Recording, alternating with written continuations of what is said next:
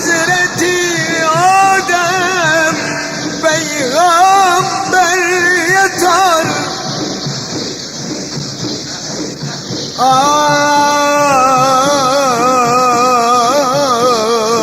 Sırtıyla kum taşıyan, gözyaşıyla yoran, Kabe'de bina kuran İbrahim Halil peygamber yatar.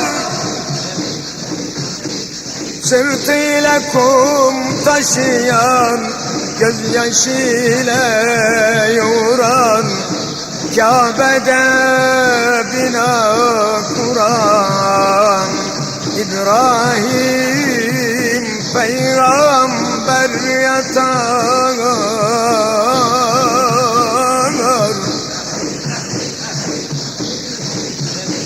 Bu dünya fanidir, burada kalınmaz. Hem sonu virandır, murad alınmaz.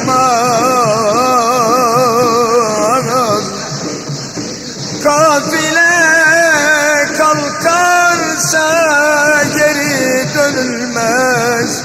Kervan başı göçtü, haberin var mı?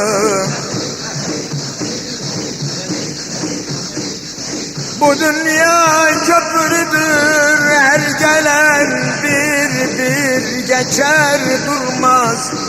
Hani aman ecdadın ne oldu kimseler sormaz. Hani annen, baban, kardeşin, sevgili yavrun nerede? Bu dünya kimseye kalmaz. Gelenler hep sefer eyler, muhakkak dar-ı ukbaya.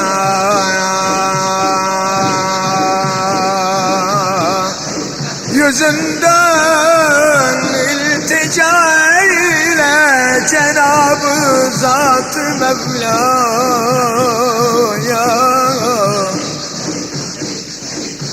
Yüzünden iltica eyle Cenab-ı Zat-ı Mevla'ya.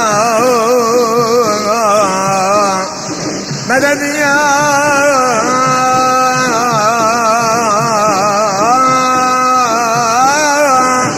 Erhamer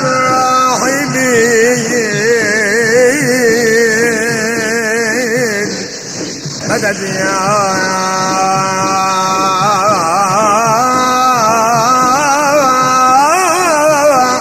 sahibel meydan.